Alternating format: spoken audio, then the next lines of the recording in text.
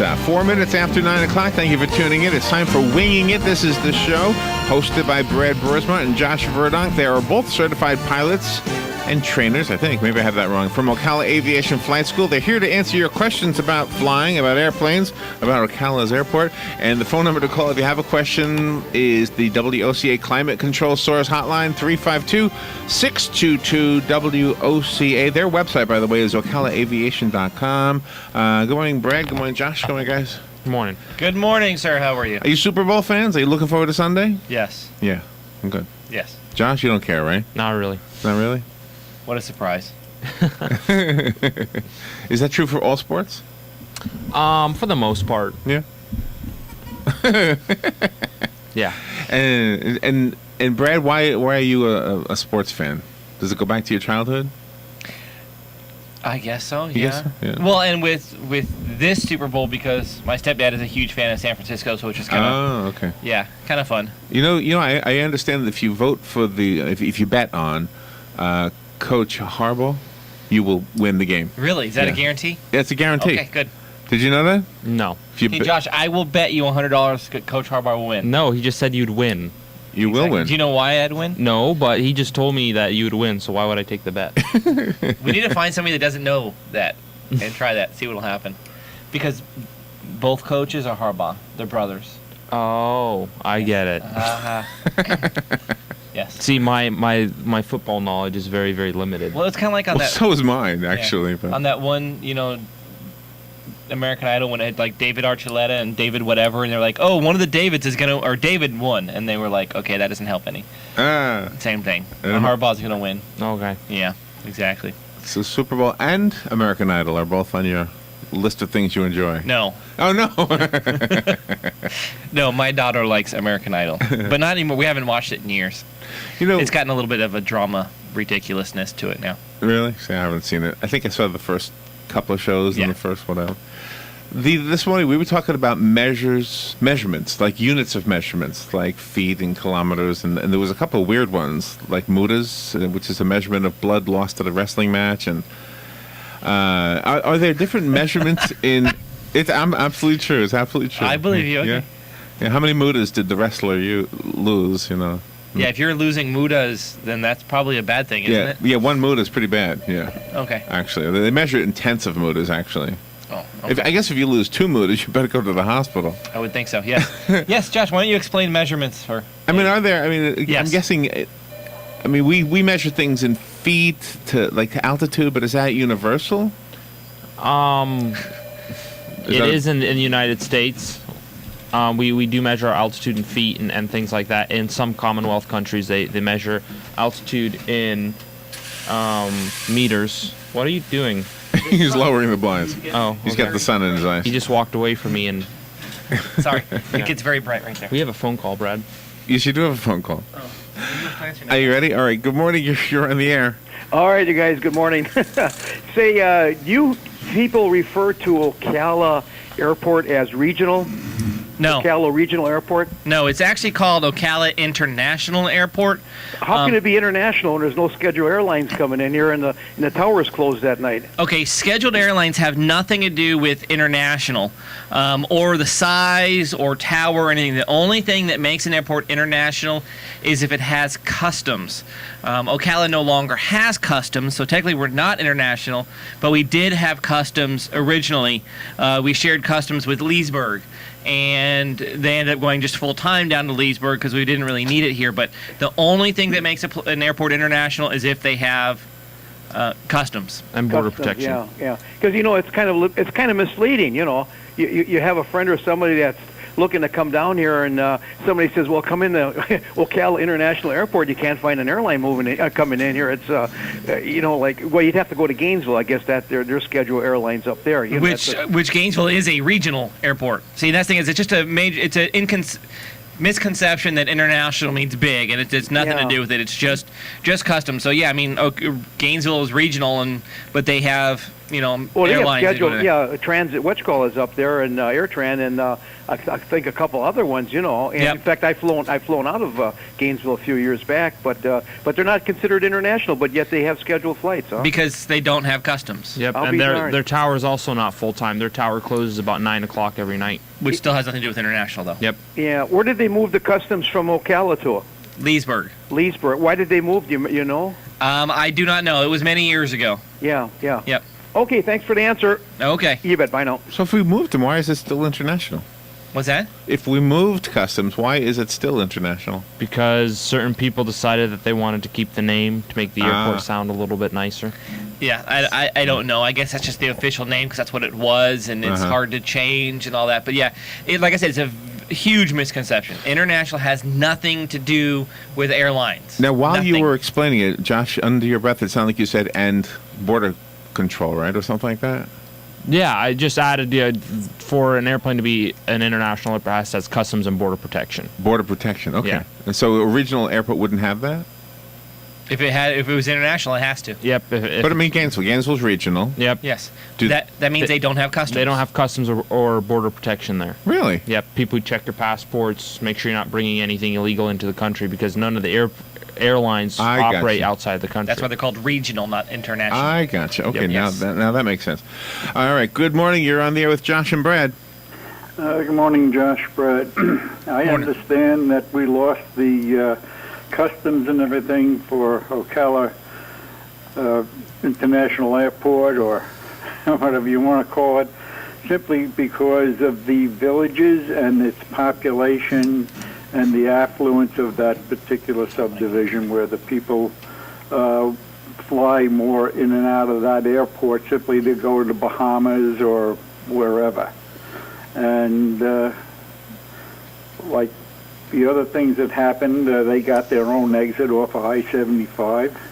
They got a hospital just like that. There's a lot of politics involved in that deal, and I think that's why customs and everything is down there now. Even though we have a tower, I don't know if they have a tower yet, but we had a tower I think a little before they did. Do they have a tower down there? Where? In Leesburg? Yes, they do. Okay. Yep. But it's also a part-time tower. Yes. Yeah, right. Yep. All right, thank But you. anyway, that's the real reason. It's called politics. Yeah. Thank you. Yep. Politics and money. Well, it was actually a shared tower. It was that they were in both places. They would switch back and forth, and so it wasn't that. From everything, I had nothing to do with necessarily that. It was other politics that I'm not going to get into because I wasn't there at the time. But it was definite things going on. Yeah. Yes. We'll just put it like that and move on. Yes, we're going to congratulate. We're going to give a half congratulations. I have congratulations. A half congratulations to one of our students. His name is Kevin David. He's actually done the show a few times with us. He has gone all the way through his training with us, private instrument commercial, and he just went down for his instructor check ride, which is a very hard check ride. And it's half because he passed the ground portion where they have to sit and talk to the FAA examiner and go through a very extensive long ground. He passed that. He wasn't able to fly because it got late and the wind was too bad, but he is halfway through getting to his CFI. He goes back on Tuesday, but just getting through the oral portion is very, very hard. Yep. So it's a great job to him, and he'll get through it on Tuesday. Did he get past the worst half? Yes. Yes. Yeah. The oral's definitely the worst. A 6-hour oral exam is not unusual. That's got to be hard for you as teachers, right? Well, 6 hours. Yeah, but Yeah. the instructors don't actually administer it. The FAA examiner does. okay. But I remember when I went for my certified flight instructor check ride that my oral was 6 hours long. Wow. Yeah. To- Kevin got there, I think, at 9:30, and he didn't get back because he had to go to Winter Haven. He didn't get back until 6 o'clock that night, and he never even actually did the flight portion of it. Wow. Yeah, it's very extensive, and that's why it's a huge thing. He got through that half, and now he has to go back and fly, prove to her that he can fly, and teach someone how to fly, and he'll be set. Or teach while flying, Exactly. which is a challenge. You know, we teach people how to fly, but then they have to think about what they're doing and how to explain it to a student in a way that they'll understand as they're doing it, and that's a whole different transition as well. Yeah, which is actually one of the reasons of why they realize that instructors are very good pilots. Before it was harder for instructors to get aviation jobs, like into airlines. They're like, oh, well, they're just instructors. Well, instructing is very hard, and they are constantly learning. Their brains are always going. Where, if you go and you do, they are. I mean, if you go and do some other types of flying, you kind of sit there and you're just brainless. You just kind of fly back and forth. These guys are constantly, and they have to know and be up on every regulation because they have to protect themselves. And so that also makes them very good pilots. And if they want to move on into other jobs, it makes them good for that. And students are always trying to kill us, so we got to be on guard for that too. Quote unquote kill you. Yeah, they're not actually. Some actually want to with Josh, but they wouldn't. When you've got an unexperienced pilot flying, you want to give them the learning experiences of flying. And you got to make a judgment call at what point you step in before something unsafe happens. Yeah. So that's what I mean by you got to stay on guard with students especially. Mm-hmm. Wow, yeah, that does sound tough. You talk about the FAA, and I'm guessing that's the agency that issues the regulations that you have to abide by. It's a federal agency. Do regulations ever come down from any smaller, like the state or the city or the county that you're landing? Are the regulations sometimes from other places? It's always the FAA? Usually not. The sort of regulations that would come from like the county or something would be like for noise abatement. Yeah. Don't turn over these houses or something like that. But it's more of a request and a suggestion than an actual regulation when they say that. Oh wow! Do we have any in Ocala? Don't turn over John Smith's house or something? No. No. No, I mean, the issue is that sometimes what happens is a lot of people in Ocala still don't realize that there's an airport in Ocala. Which is a good thing. Well, that means they're doing their job, but what happens is sometimes somebody will build a house right next to an airport and then complain that they carry airplanes. And that's one of those, you can't get past that. If you build a house or you move in next to an airport, you're going to hear planes. Yeah, that's right. Yes, and so you tend to get more of those noise abatements when they put an airport in close to houses as opposed to the opposite. Because then that's kind of the only way they get the airport in is if they agree to stuff. Yeah. So if you build a house next to it, they're not going to go ahead and make noise abatements because you just built your house there. It'd be too difficult. Yeah, I would say so. It only seems fair. I think that's our line. Yes, it is. Good morning. You're on the air with Josh and Brad. This is Bruce. I landed in Jacksonville one time with the president of ABC from Ocala. And when I went in there, they had me land. And what I did is I wanted to leave these people off at the main landing place. There wasn't a plane in the air, even a plane on the ground. And they made me take people all the way across the airport to the private airport and let those people off. And they had to take a taxi all the way back to back to Jacksonville. So just want to, you just don't go land on a big airport and go over there and put your plane and leave the passengers off. They make you go to another area before. Exactly. So they had to go all the way over there and take a taxi back. Yep, and that's mainly done for security purposes, where they don't want just normal people who don't have security clearance walking around where the other airliners are. So that's why they have you go over to the general aviation terminal for that. Yep. The funny part, there wasn't an airplane on the ground. Oh yeah. Had nothing in the air. They have a connection there, international. And so basically you got to go through a long series when you go in there to land too. Oh yeah. You can explain to the people what you got to go to when you go into a big airport. It's quite a thing. I've landed several times at large airports. One time was Miami. And they said, you can't stay here. It costs $400. I said, what? So I got permission, got the heck out of there, and went to Tamiami. Because you might talk to them about the big airports, because you just don't go land in there. No, okay? definitely not.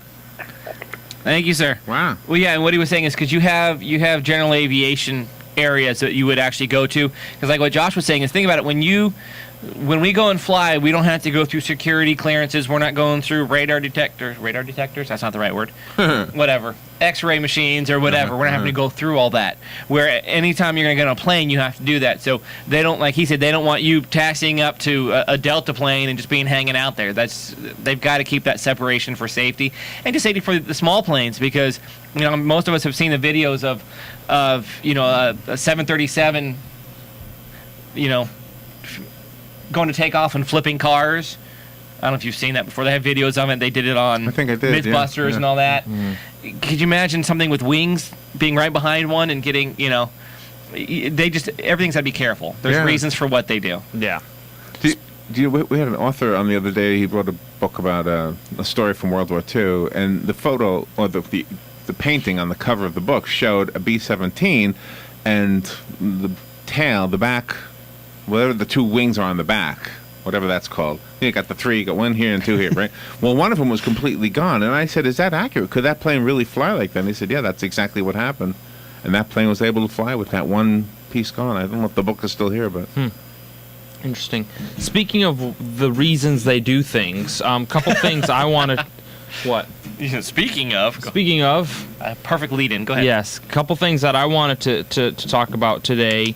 A lot of times when you go fly on airlines, they ask you right before you land, hey, put your tray tables up and your seat up, which we kind of hit on last week because you were saying listen to your I was making a point to listen to your flight attendant, and the people ask, why do they say these things? Why do they say things like have your tray table up and your seat back up, open your window shade before landing? Why do they turn off the lights in the cabin before landing? Things like that.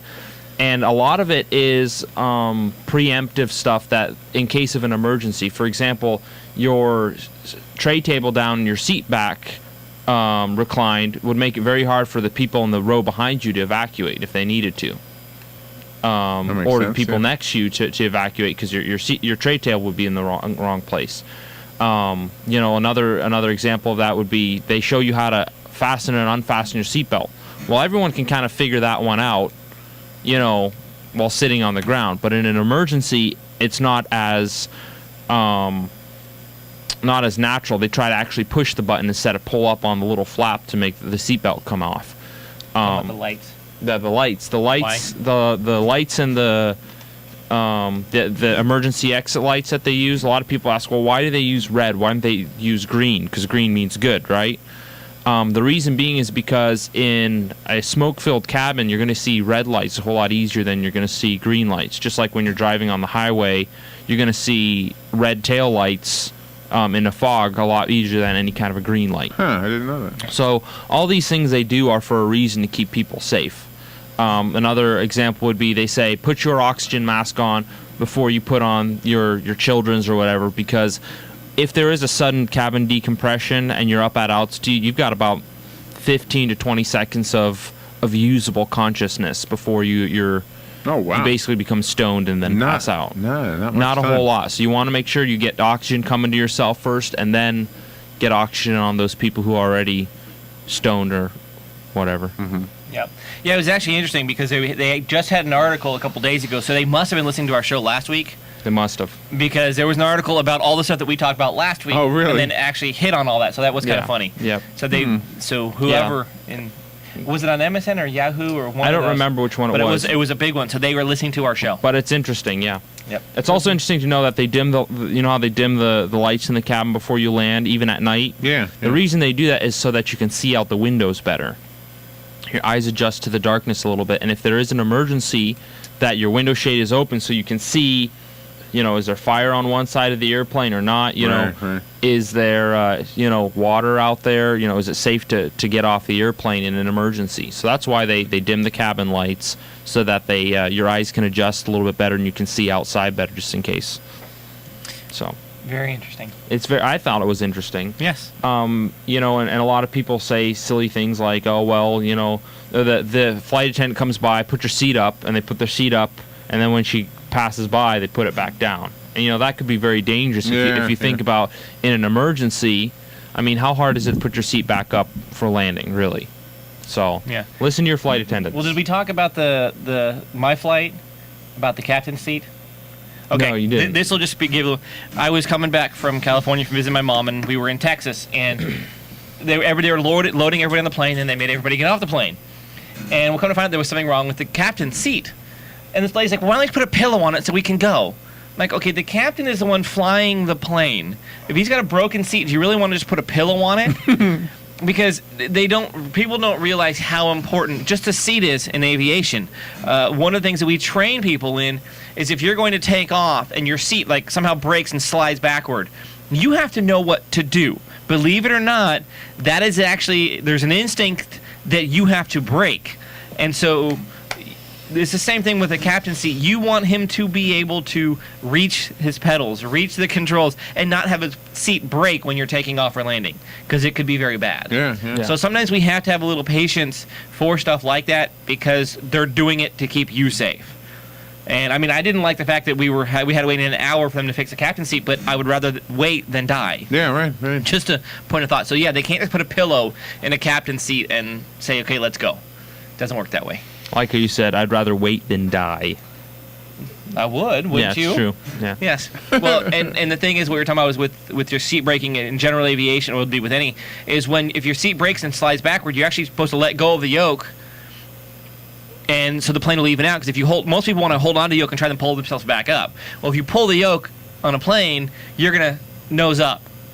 If you nose up and you're just taking off, that's not good. Yeah. We'll just put it that way. Yeah, your airspeed could get too slow or something like that. One other thing I want to say as well about commercial airliners, all right? Two tips next time you get on an airliner. First, check underneath your seat, make sure your life vest is actually there.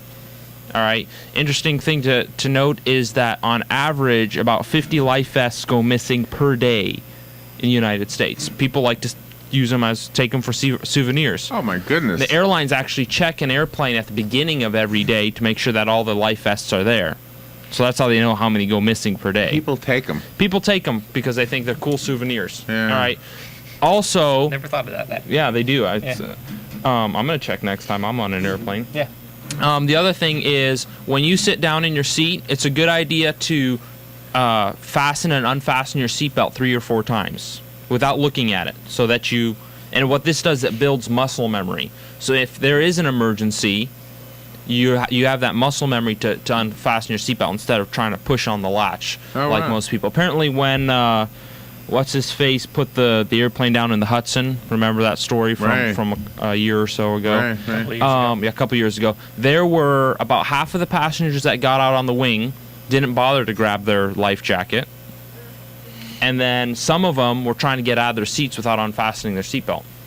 In the panic mode that they didn't think about, pulling the latch. They were pushing on the like you do in your car. Right. Wow. So that's just a couple things to think about. Yes. Very cool. That was an amazing story, that Hudson River story. Yes, it was. Sully. Yes. Sullenberger.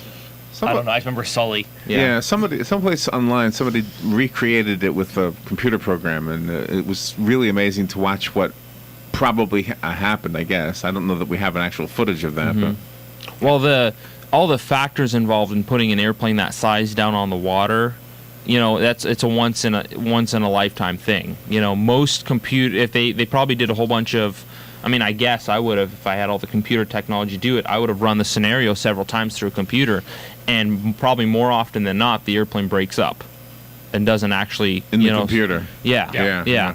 Because the drag coefficient of water is so high that it just tears wings off, tears landing gear off, all that kind of stuff. So the fact that he was able to put that airplane down on the river without it breaking apart, and also everyone to be able to get out while the thing still stayed afloat. Right, exactly. That is just an amazing thing that he was able to do that. Yeah. So Yep. I want to move on. Okay. That's not what I was going to say, but it just kind of good. I want to thank one of our students, Lillian Mitchell. She passed her private check ride a few weeks ago, and we talked about it.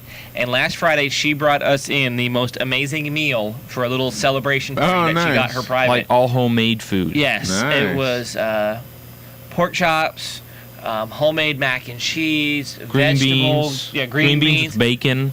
Oh, It was amazing. Cookies. So anybody that knows her, drinks, she's a wonderful woman, a wonderful doctor, and a wonderful fruit cook. salad. Yes, she did amazing. So Shrimp. thank you. Oh yeah, shrimp, cookies. Yeah, cookies. Potato bread. Potato rolls. Yeah, potato rolls. Uh-huh. I tell you what, bring homemade food to a flight school, they will worship you forever. Yes, We very rarely get homemade food at the flight school. The second people saw the food, they started asking when she was going to go for her instrument rating. Yeah. They wanted her to have it, So we're actually working with her husband. He's done his private and his instrument with us, and he's working on his commercial. And she said, well, once he gets that, I'll cook again. So we're pushing him now because he's only a few flights away. Oh, great. Yes, exactly. So we're excited. Real quick, 2 things. Discovery flights. We still I those. They are still great. I had somebody call me on the phone and say, well, I feel bad for setting this up because I don't really want to learn to fly. That's okay. If you want to just do it for an experience, come in and do it. It's a great thing, and then you can tell all your friends, and then you can feel good about it because you told everybody else. I actually have 3 Discovery flights to do tomorrow. Very good. Yep. And we still have the scholarship going on. $4,000 for a young person to learn to fly. You want $4,000? Call us. Yes. Listen to the commercial. And what's your number? 352-861-7484. OcalaAviation@yahoo.com and OcalaAviation.com. And you can always call us here at the radio station. We'll be glad to repeat that for you. You guys have a great weekend. Enjoy the Super Bowl. Brad, Josh, don't worry about it. Yeah. All right. We'll have a great weekend. We'll take a little break and be right back with Ocala Magazine Radio.